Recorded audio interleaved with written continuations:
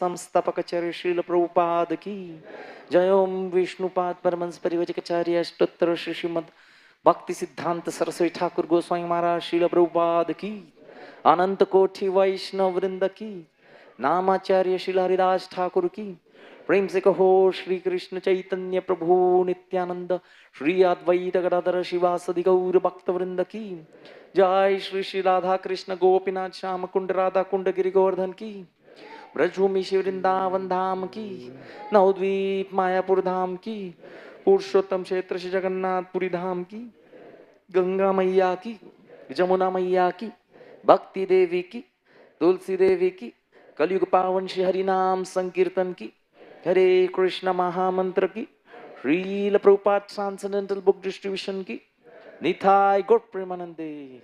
All glories to the assembled devotees. All glories to the assembled devotees. All glories to the assembled devotees. All glories to Shri Shri Guru and Gauranga.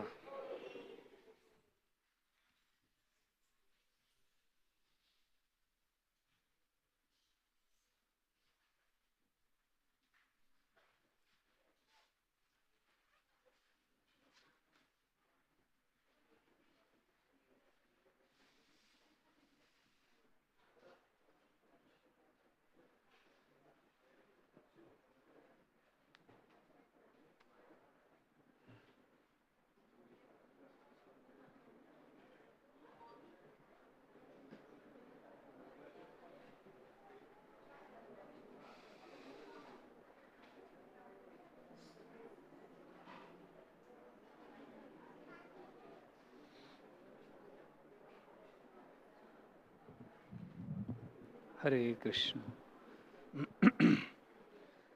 जय राधा माधव कुंज बिहारी।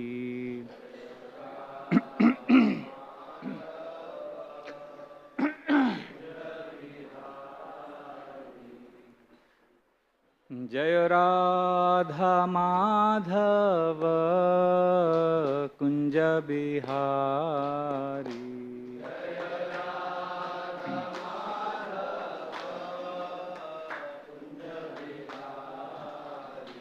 जय गोपी जन वल्लभ गिरिवरधारी।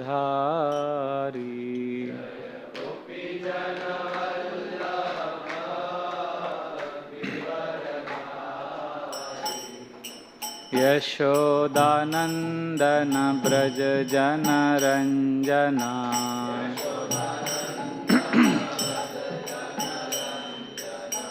यशोदानंदन ब्रज जन रंजना।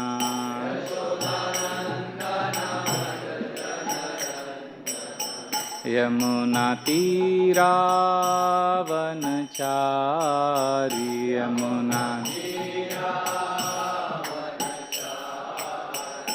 जय राधा माधव कुंज बिहारी।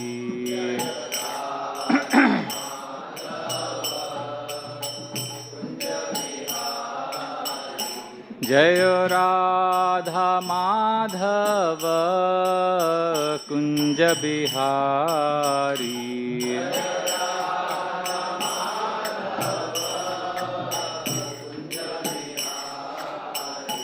जय गोपी जन वल्लभ गिरिवरधारी।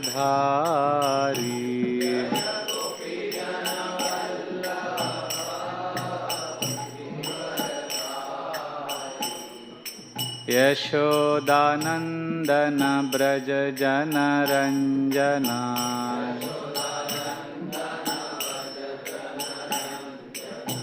यमुना तीरावनचारी।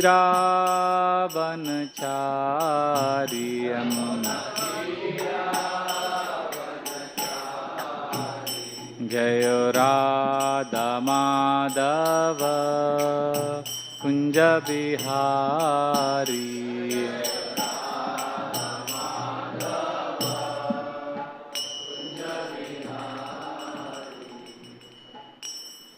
जो Vishnupad Paramhans परिव्राजकाचार्य अष्टोत्तर Shri Shrimati swine grace अभय चरणारविंद भक्ति वेदांत स्वामी श्रील प्रभुपाद की जय।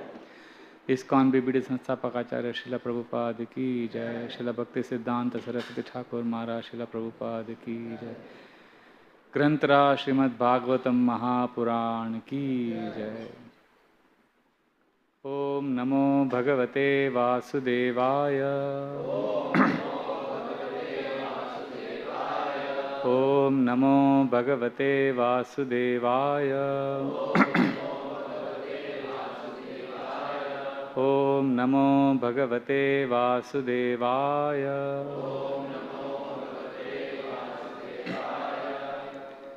नारायणं नमस्कृत्यं नरं चैव नरोत्तमं देवीं सरस्वतीं व्यासं ततो जायामुदीरयेत्। नष्टप्रायेषु अभद्रेषु नित्यं भागवत सेवया भगवतीरुत्तमश्लोके भक्तिर्भवति नैष्टकी। कृष्णाय वासुदेवाय देवकी नन्दनाय च नन्दगोपकुमाराय गोविन्दाय नमो नमः। नमो पङ्कजनाभाय नमो पङ्कजमालिने नमो पङ्कजनेत्राय नमस्ते पङ्कजाङ्ग्रे। ॐ अज्ञानतिमिरन्धस्य ज्ञानाञ्जनशलाकया चक्षुरुन्मिलितं येन तस्मै श्रीगुरुवे नमः। मूकं करोति वाचालं पङ्गुं लङ्घयते गिरिं यत्कृपातमहं वन्दे श्रीगुरुदीनतारिणं परमानन्दमाधवं श्रीचैतन्यमीश्वरं। नमो ॐ विष्णुपदाय कृष्णप्रेष्ठाय भूतले श्रीमते भक्तिवेदान्त स्वामिनिति नामिने। नमस्ते सरस्वते देवे गौरवाणी प्रचारिणे निर्विशेषा शून्यवादी पाश्चात्यदेशतारिणे। वाञ्छाकल्पतरुभ्यश्च कृपा सिन्धुभ्य एव च पतितानां पावनेभ्यो वैष्णवेभ्यो नमो नमः। जय श्री कृष्णा चैतन्य प्रभु नित्यानंद श्री अद्वैता गदाधर श्रीवासदि गौर भक्तवृंद। हरे कृष्णा कृष्णा कृष्णा हरे हरे, हरे राम राम राम हरे हरे। हरे कृष्णा कृष्णा कृष्णा हरे हरे, हरे राम राम राम हरे हरे। हरे कृष्णा कृष्णा कृष्णा हरे हरे, हरे राम राम राम हरे हरे। योऽन्तः प्रविश्य मम वाचमिमां प्रसुप्तान् सञ्जीवयत किल शक्तिधरा स्वधाम्ना। अन्यांश्च हस्तचरणश्रवणत्वगादीन् प्राणान् नमो भगवते पुरुषाय तुभ्यं। कथाञ्चन स्मृते यस्मिन् दुष्करं सुकरं भवेत् विस्मृते विपरीतं स्यात् Sri Chaitanya नमामितम्।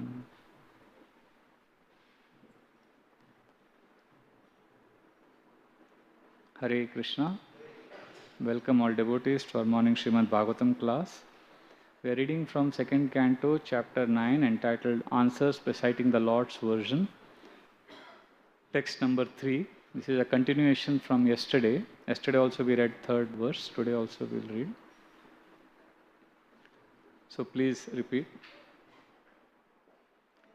Yarhi vava mahimni sve परस्मिन् कालमाययोः रमेता गतसम्मोहः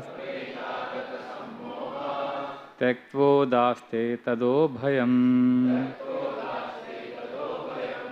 यरि वावा महिम्नि स्वे परस्मिन् कालमाययोः रमेत गतसम्मोहः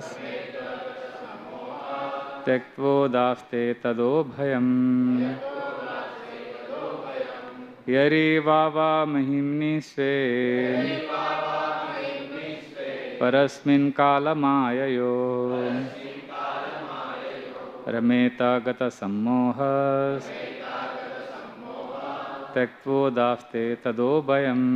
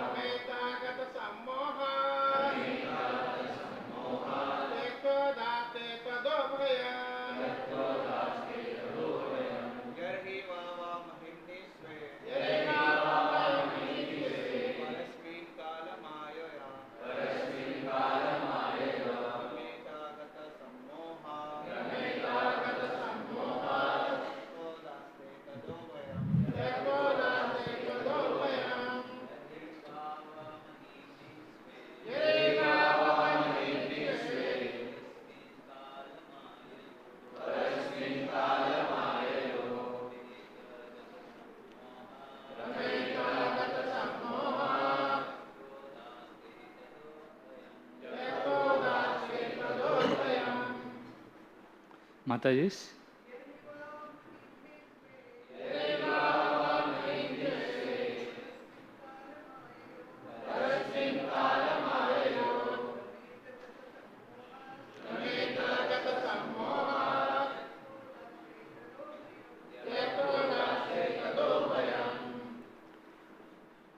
Yarihi, at any time, Vava, certainly, Mahimni, in the glory, sway of himself, Parasmin, in the supreme, Kala, time, Mayayoho, of the material energy, Rameta, enjoys, Gata Sammoha, being freed from the misconception, Tektva, giving up, Udaste, in fullness, Tada, then, Ubhayam, both the misconceptions of I and mine. Translation and purport by His Divine Grace, Srila A.C. Bhaktivedanta Swami Srila Prabhupada. As soon as the living entity becomes situated in his constitutional glory and begins to enjoy the transcendence beyond time and material energy, he at once gives up the two misconceptions of life, I and mine, and thus becomes fully manifested as the pure self. Purport. We will continue reading from yesterday. Yesterday we read half the purport. Today we will read the remaining half. The Supreme Truth is uncontaminated by the illusory energy because he is the controller of that energy. The relative truths are apt to be engrossed in the illusory energy. The best purpose is served, however, when one is directly facing the Supreme Truth as one faces the sun. The sun overhead in the sky is full of light, but when the sun is not in the visible sky, all is in darkness. Similarly, when one is face to face with the Supreme Lord, he is free from all illusions. And one who is not so in the darkness of illusory, and one who is not so, he is in the darkness of illusory Maya. The Bhagavad Gita 14.26 confirms this as follows. Mam chove vicharena bhakti yogena sevate sa gunan samatite tan brahma bhuhaya kalpate. So the science of Bhakti Yoga, of worshipping the Supreme Lord, glorifying the Lord, hearing the Srimad Bhagavatam from the right sources, not from the professional man, but from a person who is Bhagavatam in life, and being always in the association of pure devotees, should be adopted in earnestness. One should not be misled by the misconceptions of I and mine. The karmis are fond of the conception of mine. The jnanis are fond of the conception of I. And both of them are unqualified to be free from the bondage of the illusory energy. Srimad Bhagavatam and primarily the Bhagavad Gita are both meant for delivering a person from the misconception of I and mine. And Srila Vyasdev transcribed them for the deliverance of the fallen souls. The living entity has to be situated in the transcendental position where there is no longer any influence of time or the material energy. In conditioned life, the living entity is subjected to the influence of time in the dream of past, present, and future. The mental speculator tries to conquer the influence of time by speculating about becoming Vasudeva or the Supreme Lord in the future by means of culturing knowledge and conquering over ego. But the process is not perfect. The perfect process is to accept Lord Vasudeva as the Supreme in everything. And the best perfection in culturing knowledge is to surrender unto Him because He is the source of everything. Only in that conception can one get rid of the misconception of I and mine. Both the Bhagavad Gita and the Srimad Bhagavatam confirm it. Srila Vyasdeva has specifically contributed to the illusion living entities, the science of God and the process of Bhakti Yoga in his great literature, Srimad Bhagavatam, and the conditioned soul should fully take advantage of this great science. So we are reading, actually this is a continuation from the yesterday's class, and what we are actually seeing is in the previous chapter, we have to go back. The last chapter, 7th verse, Parikshit Maharaj had asked a question. The answer is being given now. The question he asked was that the jiva, the living entity, we are pure spirit soul. How come we have got this material body? It's a logical question everybody has. So the first 3 verses of this chapter, today the 3rd verse, this question is being answered. So what Shukdev Goswami said in the first 2 verses, that the soul is pure, but the soul feels connection to the body because of what? Because of Maya or illusion. This is Shukdev Goswami's verdict. And in today's verse, the 3rd verse, Shukdev Goswami is emphatically declaring that when the soul, when I, Atma, gets in touch with Krishna, when that happens, then this misconception will go away. And this misconception is what? When we are in the bodily identity, I, mine. This is mithya ahankar, false ego. So, and yesterday, of course, we saw a detailed analysis on the aham mameti, I and mine. You know, Anandadulal Prabhu gave a master class on the range from that factory owner who is happy and sad when his factory gets burnt because of I and mine. And then he took it to the other extreme of Radharani and the left-wing gopis feeling a sense of ownership with Krishna. So the whole range we learnt yesterday. So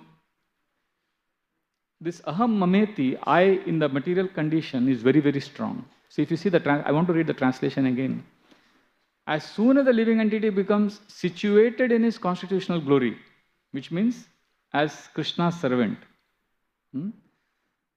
then we enjoy the transcendence beyond time and material energy. We give up the misconception of life, 2 misconceptions, I and mine, and thus become fully manifested as the pure self. See, basically the essence of this verse is that somehow get in touch with Krishna. We have to become Krishnaized through the Bhakti Yoga process. Then these misconceptions will go away. Now the billion-dollar question is, okay, I'm doing Bhakti Yoga last so many years. Still I have this strong mithya ahankar. It's not gone. So what is going wrong, or what can I do? Am I doing something wrong while practicing Bhakti Yoga? Yes, there are 3 very important points here. This false ego, our problem is we are trying to analyze the false ego and try to conquer it through our intelligence. Now, after the gross matter, there is mind. Subtler than mind is intelligence. And subtler than intelligence is ego. So we are trying to conquer ego with intelligence, means something which is more subtler than intelligence. How can our intelligence conquer that? Not possible. So first point is, with our intelligence we cannot conquer the false ego.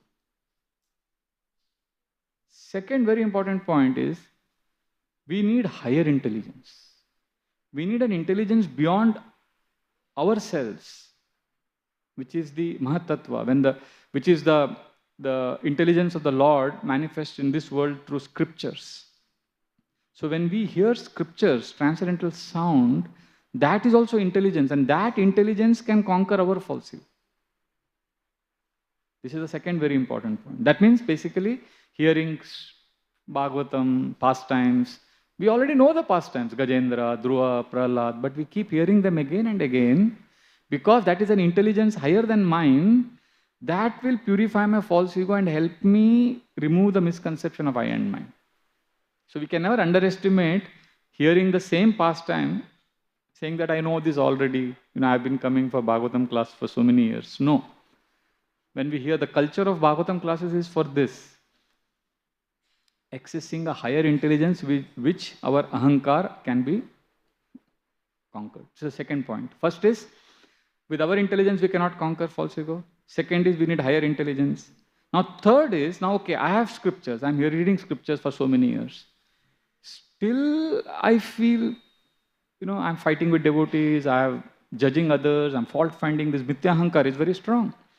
Then, there's a third most important point. We have to make a change in the attitude. Our attitude is, as a sadhaka, many of us, we are still control freaks.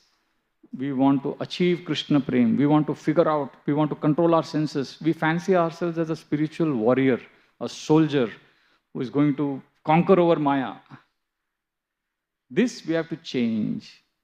We have to fight. We have to be a soldier. We have to fight Maya. But we have to slowly start making a shift from being a soldier to a beggar.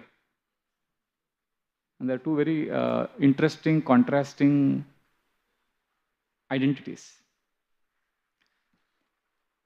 So I've written something on my journal on this conception that we need to move from being a soldier who is fighting Maya to being what? A beggar.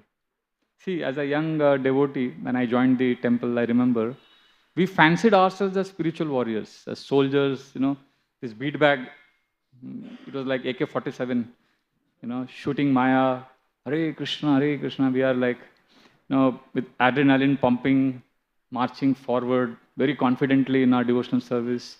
And our seniors and comrades, they would encourage us, come on, fight the enemy known as Maya, you are strong. And all the illusory forces we can conquer, we can become pure devotee in 2-3 years, 4 years, 5 years, 10 years. I'm confident. So I would go around chanting, roaring at the enemy called Maya, preaching. And our friends also assure us that we will emerge victorious. And we are also young when we come to KC, and we are determined to win the war against Maya, go back to Kingdom of God. So I remember I would preach fearlessly, chant with determination. And my weapon was what? The bead bag. Hare Krishna. And of course, the shelter of association of devotees. And the shooting bullets of this warrior with the AK-47 is compared to preaching fearlessly, telling about Krishna. So we are conquering over Maya. That's what we think, we imagine. And I'm serving selflessly. So like this, few years pass in a very happy, Krishna-conscious life. And then one day, suddenly, a bullet of serious doubt, it comes from the other side. It was a close shave. And a warrior who was preaching, chanting, he feels shaken. Hare kya ho gaya? Then another bomb of some faith-shaking scandal or controversy explodes. And this warrior somehow barely dives to safety. Bach gaya, ye kya ho gaya? So then we take guard, adjust our gun, bead bag. And so many temptations, distractions come, threaten to pull us away from our spiritual life. But I am determined to fight and win this war against Maya. And I look back at those devotees who egged me on to come on, fight the Maya, fight, get a great warrior. So I was going ahead with the gun, shooting in the air. Initially, nothing was happening. Maya was not fighting back. But when the bullet started coming, when the bomb started exploding, I looked back to see, अरे वो कहाँ है दोस्त लोग जो मेरे को बोले आगे बढ़ो. And I look back and I see there is no one. And that time a realization dawns that, of course, they are there, but each one is fighting his own battle at the end of the day. So then I realized it's difficult to swallow. Yes, I'm alone. I'm fighting this war. I have friends. I have spiritual support. Everything is there. The Krishna consciousness community is our shelter. But Satyanandan Maharaj writes very beautiful in his book, I think, Art of Transformation, that how much ever association we have, ultimately we have to fly our own plane. Srila Prabhupada also writes that in the first canto purport, Draupadi section, where Draupadi is going back to Godhead. He says we have to ultimately fly our own plane. So, yes, it's my battle. And I have to fight all these scuffles alone. I have to fight all of this. Now, all these years, I was flaunting my bead bag and I was preaching vigorously. But Maya had not taken me seriously. But now she is determined to finish me. This is what a devotee realizes after some years of chanting, preaching, and service.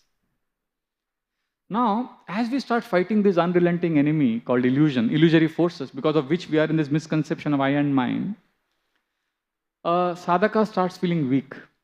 He also feels disappointed at his inadequacies and also gets discouraged. But he puts up a brave front. I'm a warrior, I'm a fighter, because I'm a gritty spiritual warrior. I have to win this war. And a devotee actually believes that he can win this war. But secretly, many devotees hope and pray that Maya takes pity on me and spares us the daily battles, because we are getting battle tired.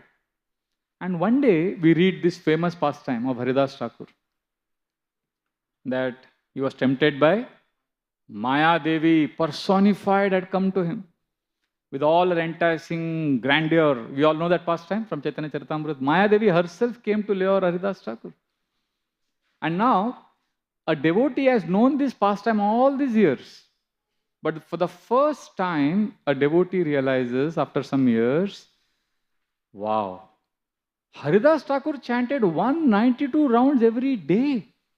And I think all of us know he chanted them attentively, right? Otherwise, Lord Chaitanya would not have called him as Namacharya. So here is someone who chanted 192 rounds every day and chanted them attentively, and still he was not spared from Maya's test. And here I am, chanting only 16 rounds, and that too inattentively. And I'm thinking and hoping I will not face struggles, I will not face problems, Maya will not trouble me. So how can we expect Maya to be lenient? Maya is not going to be lenient. For this is a wake-up call. So every devotee in Krishna consciousness, once we come to Hare Krishna movement, start chanting, associating, at some point of time, we go through what is called as a wake-up call. If you are complacent, see, if you are absorbed and focused, intense, great. But unfortunately, many of us, we are intense but not conscientious. We are not careful in our intensity. In the sense, we are not aware. We don't practice awareness. We are intense only in the external rituals. Intensity without this sensitivity leads to insanity. We have to understand that Maya is not going to give up. So there is a wake-up call. And then a devotee realizes, this is not an ordinary battle, this is a lifelong war. A few battle victories doesn't excite the sadhaka anymore, because there is always the next time when Maya is going to attack, right? And the more successful we are in devotional service, the more tests and challenges will come. That is for sure. In fact, what we do, we fight harder. We struggle to perform more austerities. I've seen devotees, we want to do more Nirjala Ekadashi, more chanting. We take on more responsibilities. We become more busy with day-long services in the hope that I will have no time for Maya and I will be blissful. But Maya, you know what she does when we do all of this? She secretly smiles. Because she knows that our attempts are foolish. Because she has unlimited tricks up her sleeve. See that, like every warrior has an arsenal, a quiver of arrows. Her arsenal of temptations and distractions are so much that it's endless actually. There is no way we can conquer over her. She's present in the material world everywhere. And the number of arrows she has in compared to, I mean, that makes her the most powerful archer in this material world. And we are what? Tiny, tiny soldier. We are no match for her. So this is where we come in bhakti. After some years of practice, that I am completely insignificant. I tried my best to be a soldier, warrior, powerful archer. I did so much in bhakti, but Maya is way, way stronger, much, much stronger. So this is the time we adopt what is called as out-of-the-box solution, right? The fighter has to give up the soldier's ropes and put on a beggar's demeanor. See, we look at beggars. How do we look at beggars? We generally look at them with the up-down approach, right? We look at beggars with compassion. Oh, he needs my kindness. But have we ever looked at a beggar with a down-up approach, which means putting ourselves in that beggar situation and seeing how he's desperate? That's how we need to develop. That's the mood we need to develop in our sadhana bhakti. Because it's very difficult for us to be beggars because we have never sought somebody's generosity so badly in this material world, especially those who come from a good middle class family, who are financially stable or doing well. And beggar is also not a good word in this world, right? So we don't know how to be good beggars. So in Hare Krishna movement we struggle. And we come to ISKCON, we come with a lot of pride in our abilities, in our false ego would rebel at the prospect of seeking somebody's mercy. But if we want to make advancement, if we want to overcome this misconception of I and mine, we have to reach a stage where I can take the mood of a beggar and beg Krishna, Krishna, please let me serve you. Krishna, please give me your love. Of course, we continue to fight Maya bravely, but a devotee knows that I am simply a beggar. So what I'm talking about today is a dual role. We all have to play double role in bhakti. One is soldier, the other is a beggar. And this is the paradox that an intelligent devotee learns to accept as part of his devotional life. So we fight. So the soldier, as a soldier, we were reading Haridas Thakur Pastime. Now again we read. But we realize, when we read the Pastime as a beggar, we realize that, Haridas Thakur would beg the Lord for mercy. He considered himself as an insignificant insect. That's what we see. And then Haridas Thakur saw all other devotees as worshipable. So therefore, the mood of a beggar becomes more appealing as we start reading scriptures in this mood that I am helpless and I cannot fight Maya, I cannot struggle endlessly, I need to surrender. We need to move from that struggle to surrender zone. And then we read the prayers of exalted acharyas, devotees in Bhagavatam, Chaitanya Charitamrita, in the mood of a beggar. Then the actual magic starts happening. This is the time we start moving from the head to the heart. See, our bhakti, unfortunately, who was saying this? Niranjan Maharaj was saying once, that, Purnachandra Maharaj was saying that our bhakti many times is a neck above bhakti, which means it's all about analysis. We should be neck below, in the sense that it should be heart. We have to use our heart. So what happened, for a long time, we have been devising strategies to counter Maya and fighting Maya.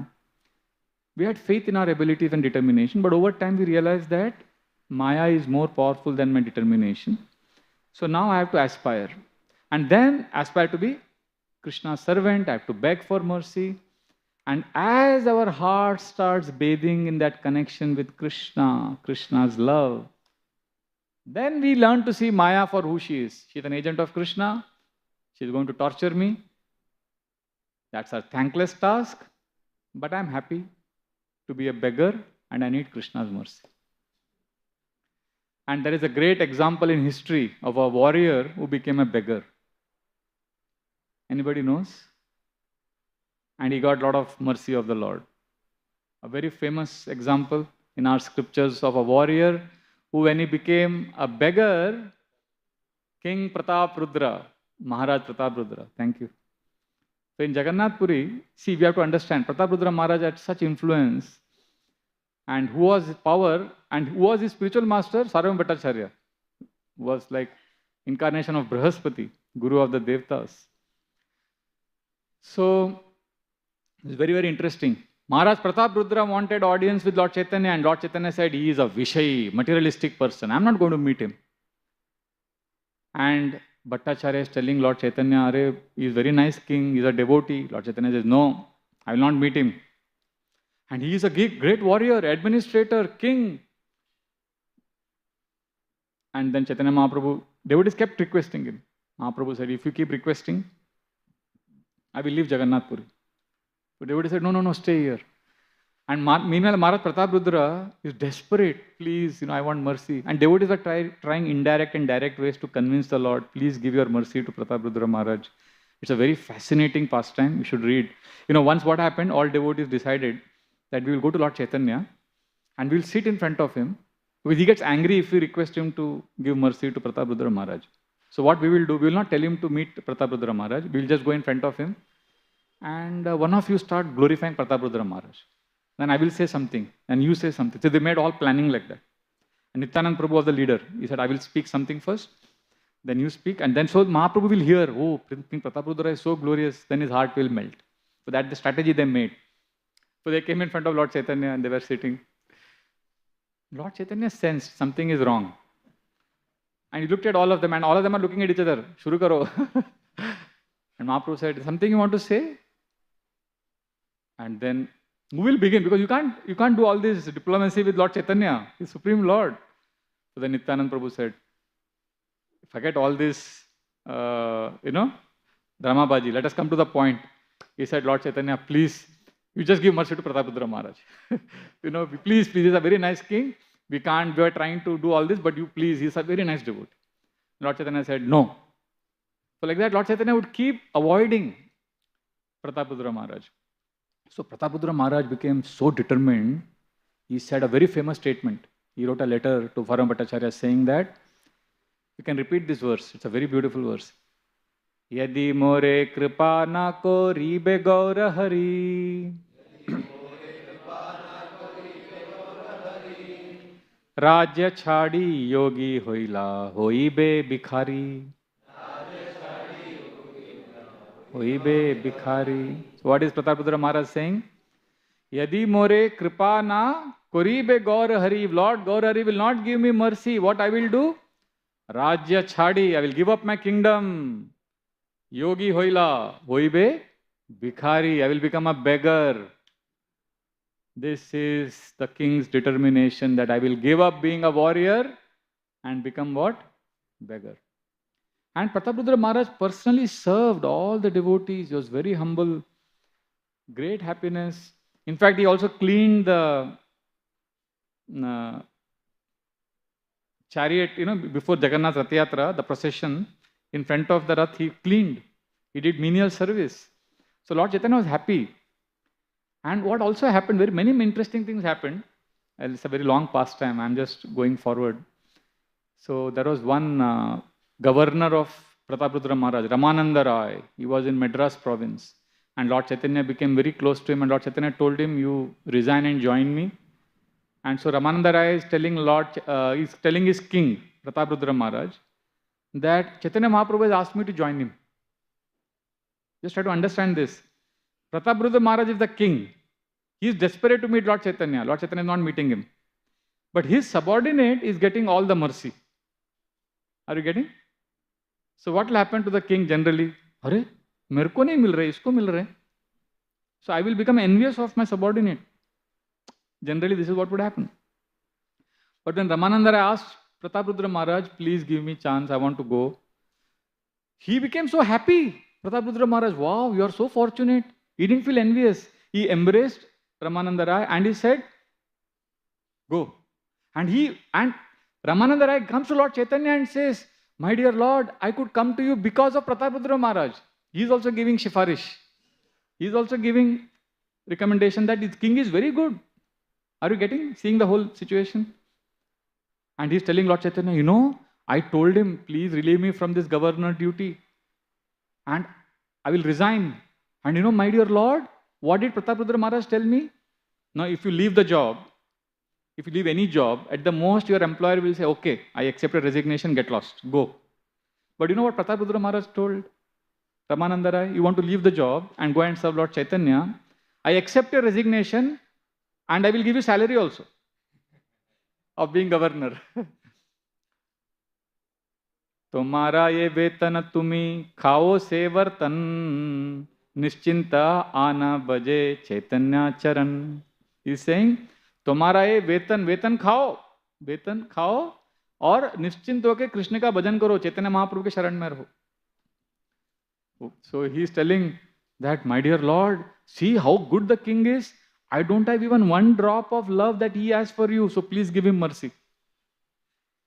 So like that, Ramananda Rai is telling whom? Chaitanya Mahaprabhu. All of you are there, no? You are understanding what's the flow of the pastime, right? So when Lord Chaitanya heard this, abhi ye to obvious evidence hai, the king is free of envy. So Lord Chaitanya should say, yes, I will meet him. No, Lord Chaitanya, see, Krishna loves to play hide and seek. You know, you cannot get Krishna so easily. So Lord Chaitanya will not come to Pratap Rudra just like that. So what did Lord Chaitanya say when Ramananda Rai is presenting obvious fact that Pratap Rudra Maharaj is very good? So what did Lord Chaitanya say? Prabhu kahe tumi Krishna bhakta pradhan. Mahaprabhu said, you Ramananda Rai, you are Krishna's best devotee. So therefore, that Raja is serving you. Prabhu kahe tumi Krishna bhakta pradhan. Toma kaye priti kare sei bhagyavan. Because he is serving you, he is very bhagyavan. And because he loves you, Toma kaye eta priti hoila rajara. Yei gune Krishna tandre kuribe angikara. Because he loves you, Krishna will give him mercy one day. Mahaprabhu doesn't say, I will give him mercy. Mahaprabhu says, Krishna will take care of him. But Mahaprabhu continues to neglect him. But one day when Pratap Rudra Maharaj is brooming, is cleaning the place in front of the Rath Yatra, that time Lord Chaitanya becomes very happy to see him doing menial seva. And then Mahaprabhu is dancing in the kirtan. There are 7 groups. Lord Chaitanya is dancing in all the group at the same time. Nobody can see this. Everybody thinks Lord Chaitanya is in my group only. Very, very few people could see Lord Chaitanya in all 7 groups at the same time. And Pratap Rudra Maharaj was one of them. And why he could see? Raja tuchcha seva dekhi prabhur tushtaman seito prasade paila rahasya darshan. He got this rahasya darshan because he did this menial seva. He was not as a great king, he was a humble servant. That's what Lord Chaitanya saw, and Mahaprabhu gave mercy. But the story does not end there. So it's not that Mahaprabhu said, okay, now I'll give him mercy. So no, then Mahaprabhu was dancing, and they made circle to protect Lord Chaitanya. Because Mahaprabhu would dance, he would be wild. So there was circle of protecting devotees. And there are second circle, third circle like that to protect devotees. And Pratap Rudra Maharaj wanted to see Chaitanya Mahaprabhu dancing. So he was putting his hand on his minister, Harichandan's shoulder, and trying to see Mahaprabhu's dance. And Harichandan, in front of Harichandan was Srivas Thakur. So he was repeatedly telling Srivas Thakur, side mein jao, because he wanted to see Mahaprabhu dancing in the kirtan. So Srivas Thakur ko bar koi aisa piche se kar raha hai. Remember, who is Harichandan? Minister of Maharaj Pratap Rudra. Emperor Pratap Rudra is behind, wanted to take darshan of Chaitanya Mahaprabhu. And Harichandan is telling Srivas Thakur, side mein jao. And this kirtan is going on exciting and he's getting irritated. So how did he resolve that irritation? He turned back and Chapada Mariya Tare Kaila Nivaran. Oh, Japad Marke Pura Nivaran. He solved the problem by slapping. So what do you think will happen to the minister? Abhi Harichandan is a minister. He is doing this not for himself. Why is he doing this? Why is he telling Srivas Thakur to go? Because he wants the king to take darshan. But what did Srivas Thakur do? He slapped him. Chapada Mariya Tare Kaila Nivaran. Chapad Khana Kruddha Hoila Harichandan. Harichandan became very angry. How dare you slap me? Because he took it as a slap for the king. Now this is a test, provocative situation. If the king was actually in the mood of a beggar, or he was pretending to be a beggar and a servant. See, what happens when I may pretend to be a great devotee, but when I am provoked, my real nature comes out. But when here Maharaj Pratap Rudra is seeing this, and immediately this happened, Harichandan was slapped. Harichandan is angry. In that 1 microsecond, Maharaj Pratap Rudra immediately grabbed Harichandan. And what did he say? Very interesting verse. Bhagyavana tumi hiyar hasta sparsha paila. Amar bhagya nahi tumi kritartha hoila. You are bhagyavan. तुमको श्रीवास ठाकुर का हाथ का स्पर्श मिला. मेरा भाग्य नहीं है. काश वो मुझे झापड़ मारता. That was something unimaginable. A great king is telling that, oh, you are so fortunate. You got slapped by Srivas Thakur. I wish I got that slap. See, now this is not enough. King was not even spared a public humiliation by the Lord. What happened during the chanting and dancing? Suddenly, the kirtan was going on. Suddenly, Lord Chaitanya fell on Pratap Rudra Maharaj's arms. ऐसा हो जाता है ना बीच-बीच में. So much kirtan is happening. Suddenly, no, King Pratap Rudra is trying to meet Lord Chaitanya for so many months. He is trying. Lord Chaitanya is avoiding him. And suddenly in the kirtan, Amne Samne, Lord Chaitanya is falling on his arms. And Lord Chaitanya looks. The emperor is there and he is holding Lord Chaitanya. Time stood still. This was the culmination of many, many months of intense separation the king had felt for Lord. But what happened now? The most shocking incident happened.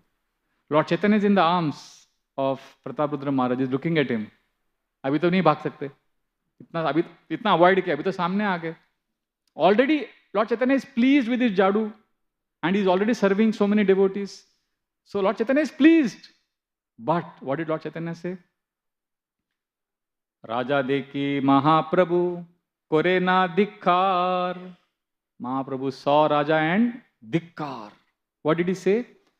Raja Deki Mahaprabhu Korena Dikkar. Chi chi vishaira sparsha hoila amar. Mahaprabhu's first reaction was chi. Chi, kisko dekh liya? Vishaira sparsha. A sense gratifier, materialistic king, isko touch kiya. Chi. Imagine the emperor, पहले तो झापड़ खाया. अभी सबके सामने बोला छी, ये emperor है. Imagine you are giving class, some preaching program, and the emperor, like the Prime Minister of India comes and sits. Will you say छी? Prime Minister आ गया. अरे इतना सेवा करेगा कोई तो हम बोलेंगे अरे हमारा अहो भाग्य आप आ गए. We will be happy if some industrialist, some cricket star, some movie star, king comes in our preaching or comes in front of us and seeks audience. But look at Lord Chaitanya. और ये राजा desperate है, उसको बोल दिया छी. He gets completely shaken and but he has faith in his guru, Sarvam Bhattacharya. Sarvam Bhattacharya assures him. You know what Sarvam Bhattacharya tells him? अरे Mahaprabhu loves you. Don't worry, he loves you. He's just saying this to you to educate others that we should not associate with materialistic people. Lord loves you, loves you.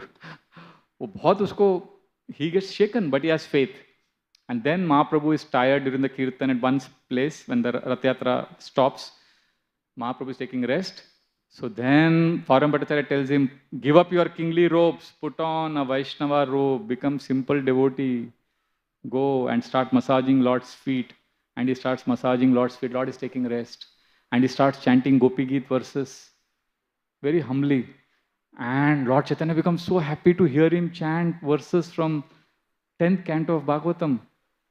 He starts chanting those famous verses. Tava katamritam tapta jivanam kavibiriditam kalmashapaham Shravana mangalam Srimadatam Bhuvi grinanti ye bhurida jana. Bhurida, oh merciful, oh most compassionate. So he's chanting these verses. So Mahaprabhu hears. Mahaprabhu already loves him. So what happens then is very interesting. Tava katamrita shloka raja ye podila uti prema veshe prabhu alinga na koila.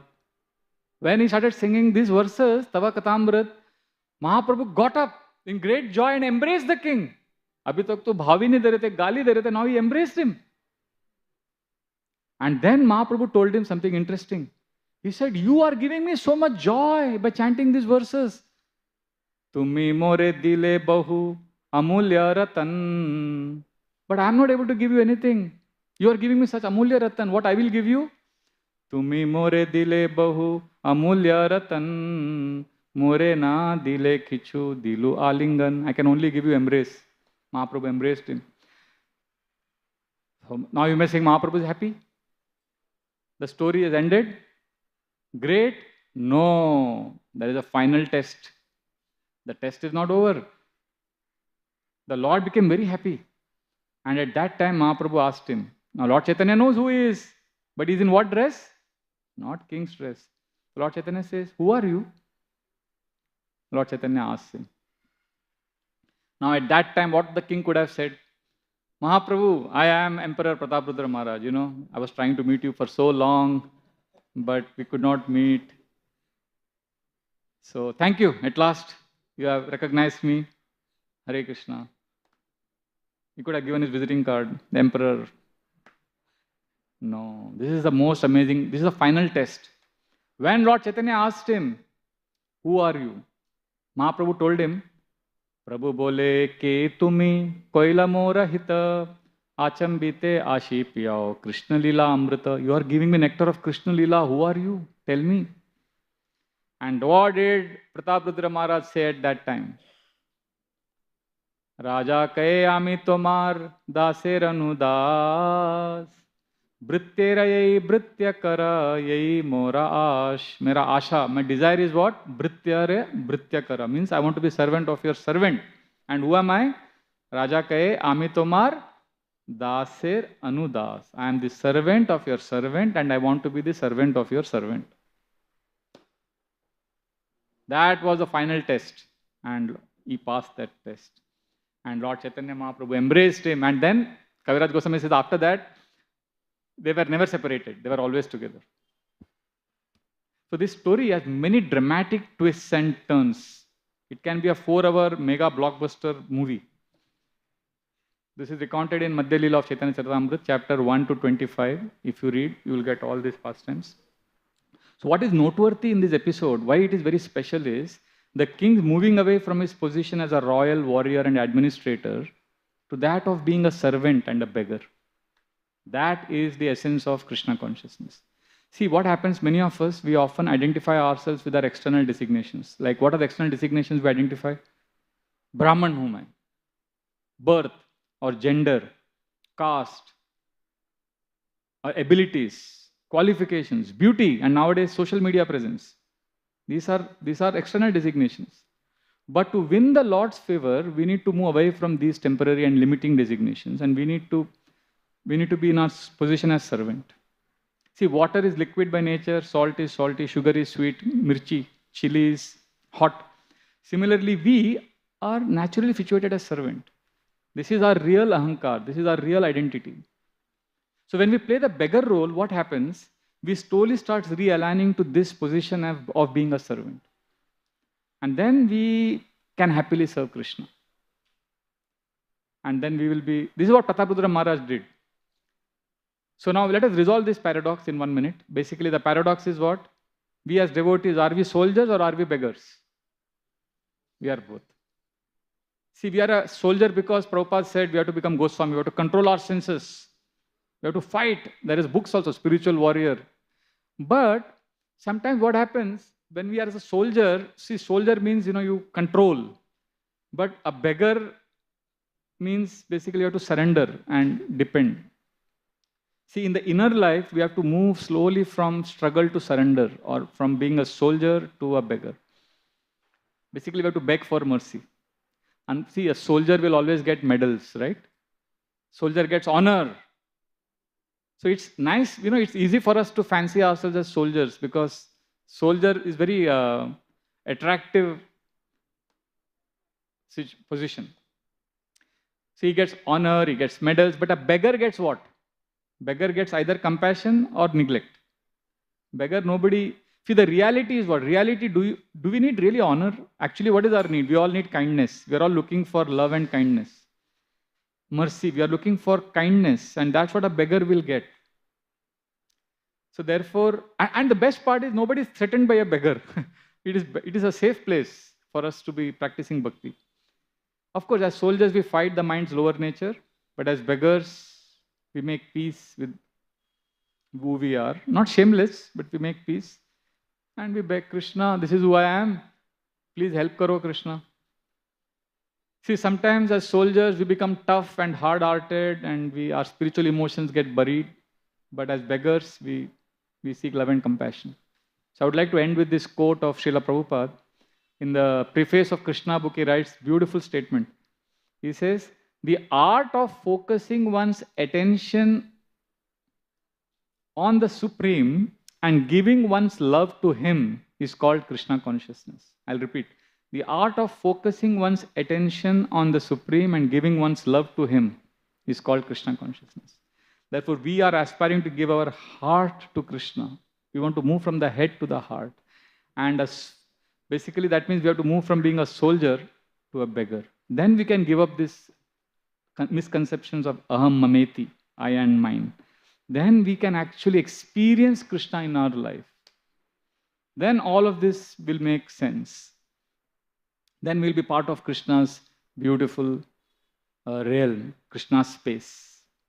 I want to pause here. Any comments or questions if we have, we can take now. Yes, Shadbhuj Prabhu.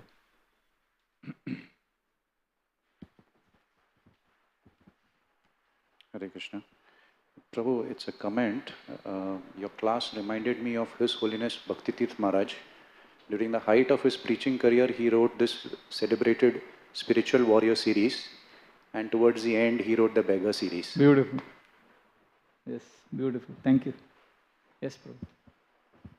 Hare Krishna Prabhu, thank you for a beautiful class. So in other words, we can say that when we come to the Bhakti Marg, in the gambit of Bhakti, first we are influenced by the Jnana Yoga, where we are more like soldier, and then we become beggar, and that is the actual Bhakti Yoga. See, don't analyze it too much. The point is, yes, when we are new, many of us are young, so we equate bhakti with activities and goals, achievement. And that's needed, we need to burn our passion. So like I remember when I joined the temple, I had this target desire to distribute 100 books every day. 100 to karna hi hai. So then I realized, but over a period of time I realized there are days when I distributed less, but I was more Krishna conscious. Sometimes, we become trapped by the external aspects of bhakti many times. But slowly we need to understand there is more to bhakti than simply the numbers or external aspects. Ultimately, the idea is we need to overcome and give up all these layers. There are many layers on our identity, the soul. वो सब peel off करना है. जैसे onion है ना, प्याज का आप निकाल देते हो ना सब layers.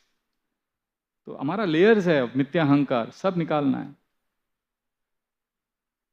And then we can actually come in face to face with Krishna. Like, there's one lecture of Srila Prabhupada, he's speaking about in West somewhere. He said these two lovers are meeting in a frozen, that's minus 40 degrees Celsius. They are covered with so much of sweater, jacket, glasses, gloves. You can't know who is that human being. Completely covered. So they meet at the designated park where they meet, but they can't recognize each other. Only when they remove that thick layer, then they can connect with each other. Srila Prabhupada gives this example. Similarly, we are not able to connect with Krishna right now because this ahankar, mithya ahankar, layers. So we need to, बोलते हैं ना, नंगा हो जाना चाहिए भगवान के सामने. Krishna, ये मेरा औकात है. This is where I am, Krishna. I've come in front of you, Krishna. Please help me. So some of us are able to get it right in the beginning of bhakti. Some of us have to go through kicks and beatings by Maya, and then we come. But however, we have to come to Krishna. That is important.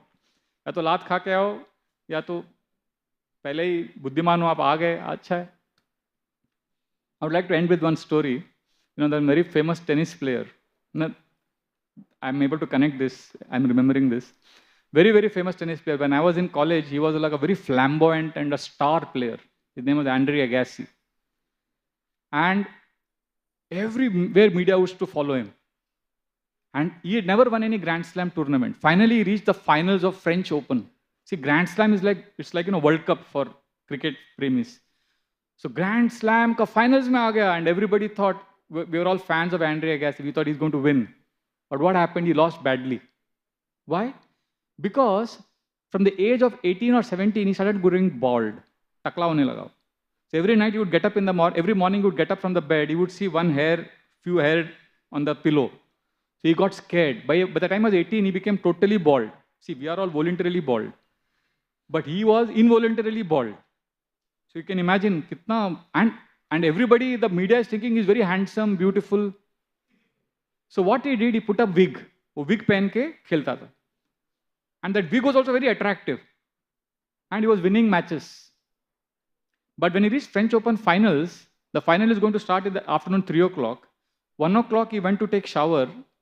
When he was getting ready to take bath, suddenly his wig fell. And he got scared. Arey, wig गिर गया.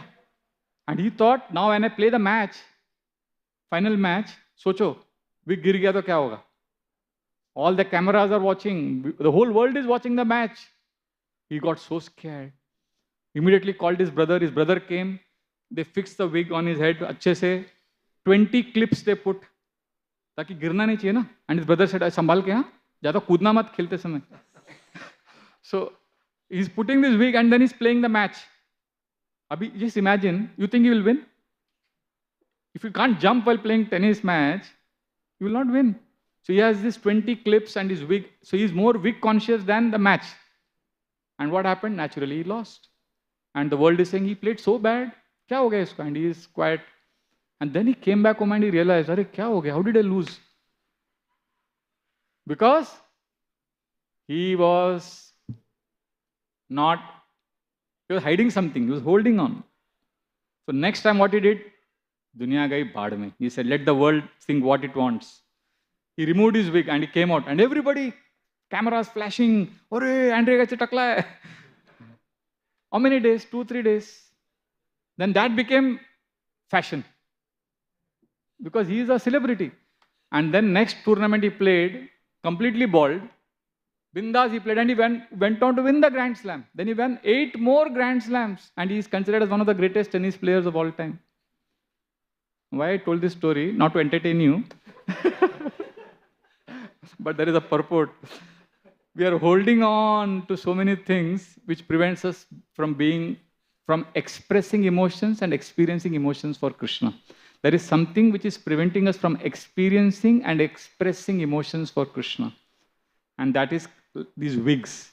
We are holding on to the identity. I am great, I am beautiful, I am Gujarati, Marwadi, wealthy, handsome, whatever. So many designations. ये सब निकालना पड़ेगा, कृष्ण के सामने आके टकला होना पड़ेगा. Not literally, but Krishna, I am yours. Krishna, this is where I am. I am not wonderful. I am not the way I imagine I am. Okay, I get the message. I'll stop. Thank you very much. Grantharaj Srimad Bhagavatam ki jai. Srila Prabhupada ki jai. Nitai Gaur Premanande. Thank you very much. Which book was the definition? Attention and Love. कौन सा book है प्रभुपाद का कौन सा book में coat है वो? Krishna book preface. Krishna book preface. Attention.